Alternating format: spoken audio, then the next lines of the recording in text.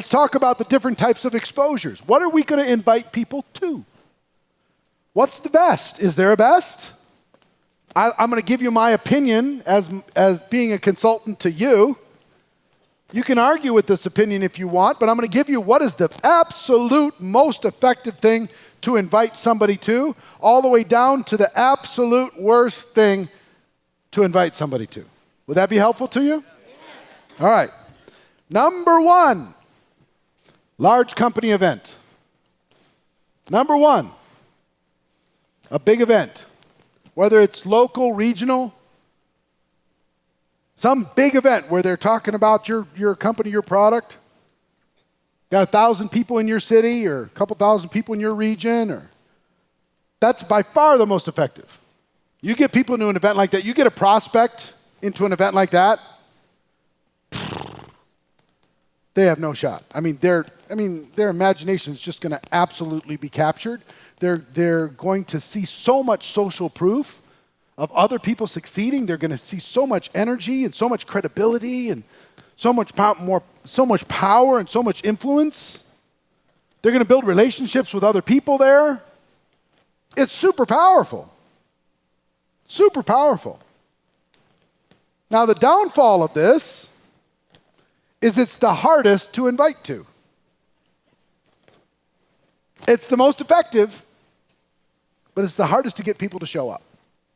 You ever try and invite people to, anybody? How many people have local meetings in your local area once a month or once a week or something? Big presentations at a hotel or whatever. Okay? If you invite 20 people, how many are going to show up? 1 or 2? 20 people you invited. 1 or 2 is going to show up. 3 or 4 is going to show up. Right? If you're brand new, depends on if you're influential or not. But I can't tell you how many good leaders I lost over the course of my career. They were excited, they invited 10 people, they all said they were going to be there. And those 10, they stood there at the door saying, I can't believe none of them showed up. I thought they respected me. Nope, not enough. But this is the most effective for sure. It's just hardest to do. Second most effective, small group. Home meetings, luncheons.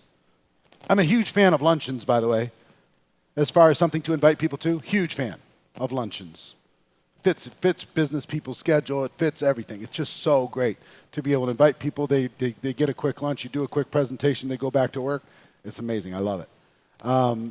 It's not done as much as I would recommend people do it, but that's okay. Take that for what it's worth. But how many people use home meetings within your company, within your opportunity? Home presentations. Okay? Many of you at home, I'm sure many of you. What I will tell you is those are also very effective. You still get social proof. You get some energy. You get some relationships. You meet some people. But is it easy to get them to show up or hard? Hard. And what happens after you invite somebody and they don't show up? Is it easy to re-engage them after that? No, it's tough. So we got to go through a lot of numbers in order to be able to get a result, right? But they work. When we get them in the room, it's amazing. Now, if you're highly skilled, you can do this. Or if you have a person willing to go through the numbers or they're influential, you can do this. This will get you results. Don't get me wrong. It's the second most effective presentation tool in the world. Third, face-to-face, like a two-on-one presentation. You and somebody in your upline or a friend in the business and a prospect. You still get a little bit of social proof because you have somebody else with you. It's not all about you. You got somebody else, third party, that can help with the presentation. That works very, very well. You will lose some people because they don't know the other person that they're going to be meeting with, so they might be a little intimidated by that. And you also may run into challenges with that other person being available. They're not available, so you're trying to figure out a way to make this all work, right? Anybody experienced any of those things? Yes. Are they effective? Answer is yes. They're very effective. But they have their series of challenges. They're the third most effective, but they have their limitations. Number 4, One-on-one. Very easy to get people to show up. Easier than a two-on-one. Less threatening because it's just the two of you. You don't have as much support, so you're going to have to lean on third party and different kinds of things. You don't have as much support. But highly effective. Number 5, one-on-one with technology. FaceTime, Skype, those types of things. Using technology, but still face-to-face. Face-to-face using technology. You can do that. You can rack and stack and do that. Don't leave your house. Don't do anything. But a face-to-face, you and me sitting in a coffee shop is going to be different than you and me sitting looking at our computers as far as effectiveness. Okay? But if you don't have a choice, you can do that. It's no problem. Number 6 is a tool. Get them to watch a video, an audio, printed material, sample the product, watch it, view a link, those types of things. That's the 6th.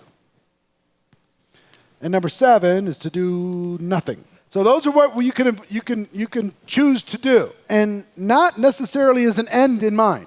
What I want you to think about here is think about all of these as potential tools that you can use in order to be able to fully expose your prospect to become educated about your product or your opportunity. Okay? So for example, you could start at the lower end with a tool, and then you could end up doing a one-on-one, then you could end up bringing them to an event, and you can go up the ladder. Or you can invite them to a big event. If they show up, great. If they don't, then you can bail to a tool, and then you can move back up the ladder. See what I mean? You could decide, I think the sweet spot, because we have a difficulty in a success ratio from top to bottom that increases as you go down, right? Success is smaller as a percentage at the top, but it's still highly effective. I think the sweet spot is here as a mix of effective and as far as being successful in setting it up and making it happen, and effective in getting results.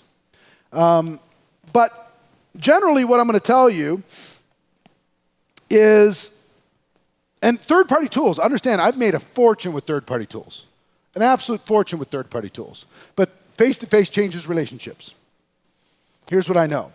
So what I prefer to do is start with some sort of an event invitation, and if for whatever reason that doesn't happen, or they reject it, or gives you resistance, they don't show up, whatever, then bail to a tool, and then come back to an event. That's what I recommend for most, is start with an event. Hey, come over to my house. Let's meet one-on-one. There's somebody I want to introduce you to. Set up a two-on-one. Right? Or there's this big event. It's once in a lifetime. It's happening in our city. The vice president of the company's coming. I told him about you. I want to introduce him to you. I'll teach you how to do all those invitations, by the way. And if they say no or they no-show, then you say, I understand. Life gets in the way. Then you can do an invitation to send them a tool, pique their interest, then maybe meet them for coffee, and then move them up the ladder. Because most of you started somewhere. I don't know where you started, but think about where you started. But ultimately, you ended up moving up the ladder, didn't you? Ultimately, you might have went from a tool to a one-on-one to a two-on-one with somebody else. You met somebody else in the business, to a small group to check that out, see what it was like, and then see the company event. It's like, oh, okay, that's interesting. Right? Make sense? So this is what we're inviting people to. Now, you can decide. There are whole cultures. Now, within your culture, I want you to do what works inside of your culture. But listen to me. Be a student of what really works. Not just what sounds good. Be a student of what really works, not just what's being taught.